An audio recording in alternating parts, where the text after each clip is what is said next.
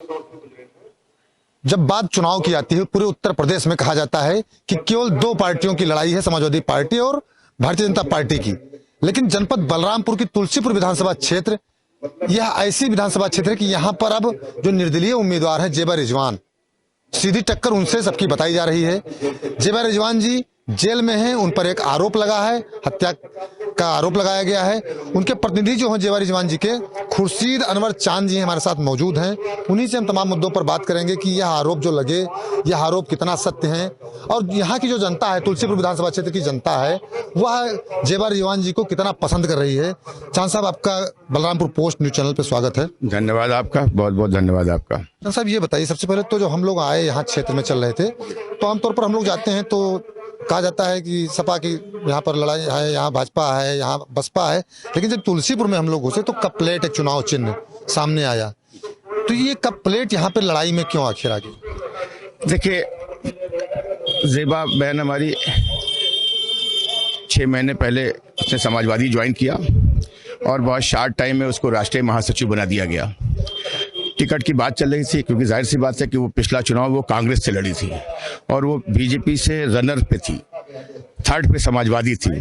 तो claim Samajwadi party के ticket का क्लेम जेबा का बनता था, लेकिन कुछ साजिश के तहत ये बदकिस्मती है कि एक पप्पू मरहूम की हत्या हो गई और उसमें साजिश करके रिजवान जहीर साहब को और हमारी बहन को और दामाद रमीज को उसमें मुलजिम बना दिया गया और बगैर किसी इशू के एकदम से बस ऐसे ही इत्तेफाक था कि मैं भी उस दिन यहीं मौजूद था।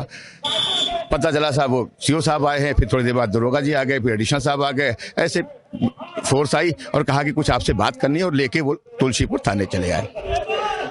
हम लोग कुछ समझ पाते कि क्या हो रहा है, लेकिन उसके बाद फिर 15 मिनट के बाद कहा ललिया थाने चलना है। ललिया थाने पहुंचते हैं। ललिया थाने पे ये बात हुई कि बैठिए, चाय हुई पिया, अभी सीओ साहब आ रहे हैं, एसएसपी साहब आ रहे हैं, पूछताछ होगी। फिर मुझसे सबका मोबाइल ले लिया गया, मुझसे कहा कि आप ऑफिस पे बैठ जाइए। थोड़ी देर बाद फिर मैं ऑफिस से निकल के देखता हूँ तो वहाँ वो लोग नहीं रहते हैं। वहाँ पूछा कि कहाँ चले गए, पता लगा कि ठंडक है, आग में जल रही, वहाँ बैठे हैं। कंफर्म वो वहाँ बैठे थे। फिर उनको कब खाना खिलाया, कब हुआ, उनको लिटाल दिया। 1 बजे रात को ये बताया गया कि साहब उनको इस मुकदमे में जेल चालान हो रहा है। क्या कर किया जाता, चले आए, दूसरे दिन चालान हो गया क्योंकि अनसर्टेन बगैर किसी उसके चले गए। तो जाहिर सी बात है कि अब हम लोग तो कुछ अपनी सफाई को दे भी नहीं पा रहे थे। चुनाव का माहौल था, जेल चले गए, मुकदमे की पैरवी हुई, तब तक के टिकट का डिस्ट्रीब्यूशन होने लगा। साजिश करता जो लोग थे उन लोगों ने इसी प्लान के तहत उसको जेबा को इन्वॉल्व किया कि पूरे चुनाव के इलेक्शन से बाहर हो जाए, क्योंकि वो 5 साल फील्ड में चली थी। उसके बारे में सबको मालूम था कि जन जन तक पहुंची है, घर घर तक पहुंची है। चाहे जिसकी परेशानी हो, दुख हो, सुख हो, सब में बराबर वो जाती रही। इससे सभी पार्टियों को सब ये था कि इससे सब खतरा है, इसी उससे कि समाजवादी का टिकट ना पाने पावे। जब टिकट नहीं मिला तो फिर मैंने नॉमिनेशन पर्पज से कि भाई जाना है, मैंने कोर्ट से ऑर्डर कराया और जाके फिर मिला। तो जेबा का एक ही कहना था कि भैया आप नॉमिनेशन कराइए और ये चुनाव ठीक है, पार्टी ने नहीं दिया, कोई बात नहीं, चुनाव हमको लड़ना है और हमको जनता के ऊपर इतना भरोसा है, तुलसीपुर की आवाम के ऊपर इतना भरोसा है। मैंने 5 साल काम किया, आप सिर्फ नॉमिनेशन कराइए और यहाँ की जनता चुनाव लड़ेगी, हमारे हमदर्द, हमारे लोग चुनाव लड़ेंगे। और ये आप फील्ड में निकले, अभी आपने खुद कहा है और ये फैक्ट है कि हम लोग चुनाव कैंपेनिंग कर रहे थे, जिससे हम लोग चुनाव नहीं लड़ रहे हैं, ये चुनाव आवाम लड़ रही है, तुलसीपुर की जनता लड़ रही है, हिंदू मुसलमान हर वर्ग का मतदाता जेबा जेबा जेबा कर रहा है। उसकी मोहब्बत इतनी थी कि अब वो आपको जनसैलाब दिखाई दे रहा है। खान साहब, एक चीज और यहाँ पे तुलसीपुर में एक बात और चली, आप लोगों ने कुरान, जो पाक कुरान है, बड़ा ग्रंथ है कहा जाता है, और बेशक उससे बड़ा ग्रंथ कोई नहीं है। आप लोगों ने उसकी कसम तक खाई है कि जेबा जो है गुनाहगार नहीं है, क्या था? हाँ, इसमें असल में ऐसा था कि जब जाहिर सी बात है कि हमको कोई पकड़ किसी उसके लेके चले गए, हम अपनी सफाई भी नहीं दे पाए। तो जेबा जिस दिन चालान हो रहा था, उसने उस दिन एक चार्ट में 1 मिनट के लिए उसने स्टेटमेंट दिया कि मैं कुरान की कसम खाती हूँ कि हम लोगों का कोई मतलब नहीं है, लेकिन वो नहीं। जब इस पे बात मैं नॉमिनेशन की उस पर मैं गया था, तब मामू ने भी कहा और जेबा ने भी कहा कि आप हमारे पास कोई अपनी सफाई का कोई रास्ता मेरे लिए और कुछ नहीं है, आप हमारी तरफ से जाकर आप कसम खाइएगा और इस बात को कहिएगा कि हम लोग छूट कर आएंगे तो हम भी अपनी बेगुनाही का सबूत देंगे। इस पे मैंने आके खुद कुरान शरीफ उठाई और अवाम के सामने अपनी साफगोई के लिए, अपनी सफाई के लिए मैंने कहा, और अवाम ने इस बात को बहुत जिम्मेदारी के साथ कर रहा हूँ कि उसको कबूल किया कि हाँ वो लोग बेगुनाह है, और उसका रिजल्ट हमें आज दिखाई दे रहा है। क्या लगता है जो ये साजिश आप बता रहे हैं, ये कौन लोग हो सकते हैं इस साजिश के पीछे? देखिए, इस साजिश में तो पहले नंबर तो बीजेपी है, क्योंकि अभी जिला पंचायत का जब चुनाव चल रहा था उसमें भी एक छोटे से मामले में सांसद जी के ऊपर एनएसए लगा दिया गया, और उनका टारगेट उसी टाइम हो रहा था कि साल भर के लिए अंदर चले जाए, चुनाव के टाइम ये न रहने पावे। लेकिन इत्तफाक ऐसा, क्योंकि सारे मुकदमे खत्म हो चुके थे, इसलिए एनएसए स्टैंड नहीं किया और एनएसए कट गया, उनको फिर मौका मिल गया। आप बताइए कि एक तरफ बीजेपी हिंदू मुस्लिम की बात करती है, फिरोज पप्पू के यहाँ सारे बीजेपी के लीडर्स का आना, माननीय बिरभूषण जी का हेलीकॉप्टर से उतरना, बाबा जी का आना, विधायक जी का आना, ये प्रूफ करता है कि कहीं ना कहीं वो पूरे सबके टारगेट में ज़ेबा आ गई, और इधर समाजवादी के लोगों ने भी साजिश करना शुरू कर दिया। एक कमेटी बनाई गई थी समाजवादी की तरफ से कि इसमें सत्यता क्या है, इसमें समाजवादी के लोग थे, अगर कहीं से इन्वॉल्वमेंट था ज़ेबा का, सांसद जी का, तो इसको कमेटी को देना चाहिए था, लेकिन वो नहीं हिम्मत पड़ पाई किसी, क्योंकि बेखता कसूर था मैं नामजद होते। लेकिन उसके बाद जब टिकट का मसला आया तो सबने एक वो होके कि नहीं, ज़ेबा के छोड़ के चाहे जिसको दे दिया जाए, चाहे जिसको दे दिया जाए, जिसका रिजल्ट ये निकला कि माननीय अखिलेश जी ने अभी अपने स्टेज से कहा है कि कुछ परिस्थितियां ऐसी थी जिसकी वजह से मुझे अपने पुराने विधायक को लड़ाना पड़ रहा है, सेंटेंस था उनका पड़ रहा है। इट मीन्स कि अगर हम उसमें मुझे ना इन्वॉल्व कर देते तो वो टिकट सिर्फ ज़ेबा का था। पप्पू, जो फिरोज पप्पू थे, वो समाजवादी पार्टी के नेता थे, और रिजवान जहीर भी थे, जेबा जी भी थी। जब ये घटना हुई है, हत्या हुई है, इसके बाद अखिलेश यादव जी गोंडा तक आए और यहाँ तक नहीं आए। हाँ, ये बात दो चीजें हैं, क्योंकि वो उनकी पुण्यतिथि में आए थे, और दूसरी चीज ये है कि वहां पे लोगों ने, मीडिया के लोगों ने सवाल किया था कि सब इस पे आप क्या कहते, तो उन्होंने कहा कि विवेचना का इशू है, और उनका एक सेंटेंस था कि एक को मरवा दिया और एक को फंसवा दिया, साजिश चल रही, उसी टाइम साजिश हो चुकी थी उनकी। तो जाहिर सी बात है कि उनको भी पता हो गया था कि लोग क्या कर रहे हैं, और अभी उन्होंने अपने स्टेज से इस बात को कहा है कि तमाम समाजवादी के लोगों को बेखता कसूर जेल में डाल दिया गया, साल भर, 2 साल, 3 साल से आजम खां जैसे लोगों को बकरी चोरी के मुकदमे में रखा गया, तो ये तो 302 का मुकदमा है। तो इससे ये प्रूफ होता है कि जबरदस्ती से फंसाया जाने की साजिश थी, और बाकी कोई हम लोगों से कोई मतलब नहीं। ये आवाम बता रही है, आवाम कह रही है कि हम अपनी इस बात को साबित कर देंगे कि ज़ेबा बेखता कसूर है, सांसद जी का कोई रोल नहीं है। अभी हम लोग क्षेत्र में चल रहे थे तो पोस्टर लगा हुआ है कि आपका एक कोट ज़ेबा जी की बेगुनाहों का सबूत। जाहिर सी बात है कि आवाम अगर इस बात को कहेगी, क्योंकि चुनाव में सिर्फ यही एक मुद्दा लोगों ने चला रखा कि साहब वो हत्यारे हैं। भाई आप बताइए, कोई बाप बेटी दामाद बैठ के हत्या की साजिश करेगा?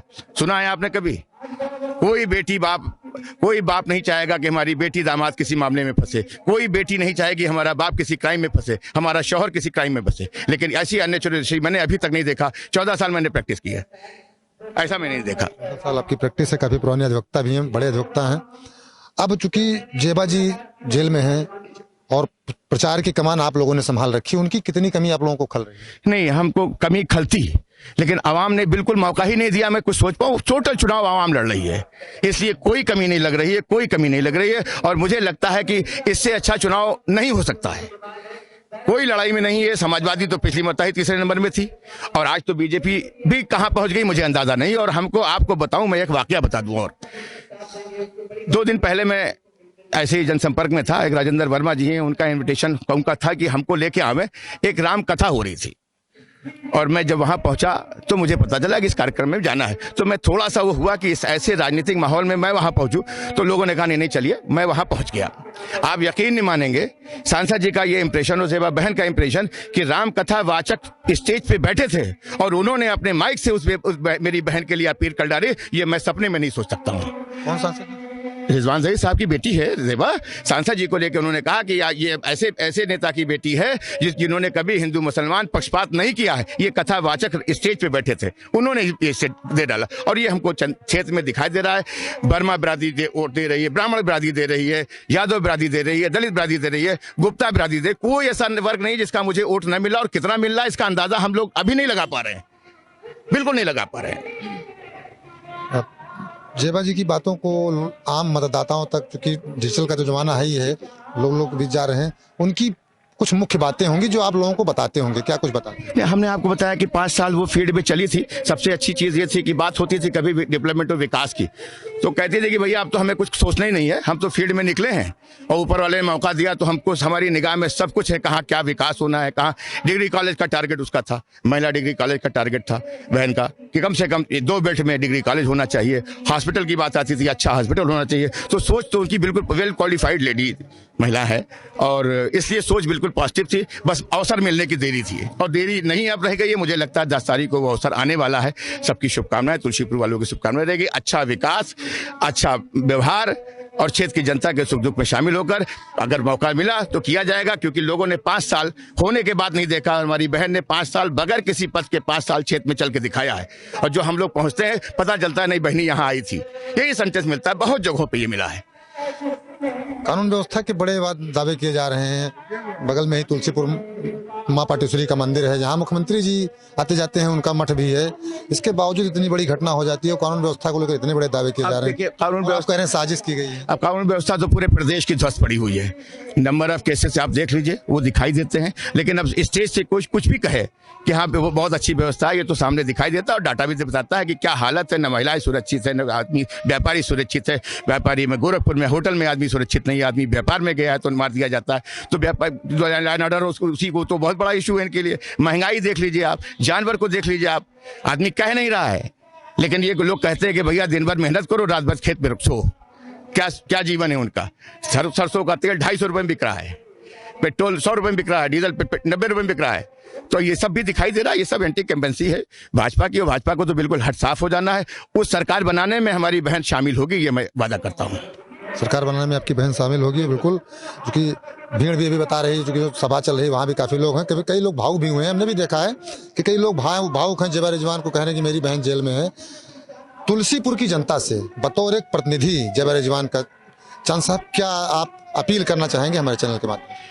मैं तुलसीपुर की आवाम से, जो जेबा ने मैसेज दिया था कि आवाम मेरे लिए चुनाव लड़ेगी, मैं उसी उम्मीद पे उससे अपील करूंगा कि हमारी बहन की कही हुई बात पे पूरी जिम्मेदारी के साथ 3 तारीख को कप प्लेट पर बटन दबाकर उनको समर्थन दें अपना और 10 तारीख को विजयी करके ये साबित कर दें कि बहन मेरी बेखता कसूर थी और जनता ने इसका फैसला दे दिया। ये जनता की अदालत में अभी हो रहा है। न्यायालय में जो होगा वो तो खैर हम जानते हैं क्या होना है, फर्जी मुकदमे कितने चलते हैं वो हमें मालूम है। लेकिन यह है कि जनता की अदालत ने ये अभी दे दिया है, बस परिणाम आना बाकी। हम तो यही उम्मीद करते हैं ऊपर वाले से कि ये सभी वर्गों की शुभकामनाएं हमारी बहन के लिए है और हमें सफलता निश्चित मिलेगी, निश्चित मिलेगी, निश्चित मिलेगी।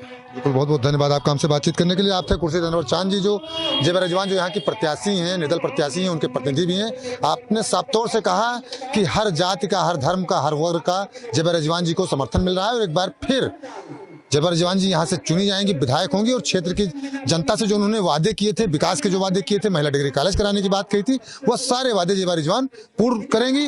और चूंकि जनता की अदालत सबसे बड़ी अदालत होती है, जनता की अदालत ने मन बना लिया है कि अब जेबा रिजवान जी को यहाँ से विधायक बनाना है। आप देखते रहिए बलरामपुर पोस्ट और ऐसे ही तमाम खबरों को देखने के लिए बलरामपुर पोस्ट को लाइक और सब्सक्राइब जरूर करें।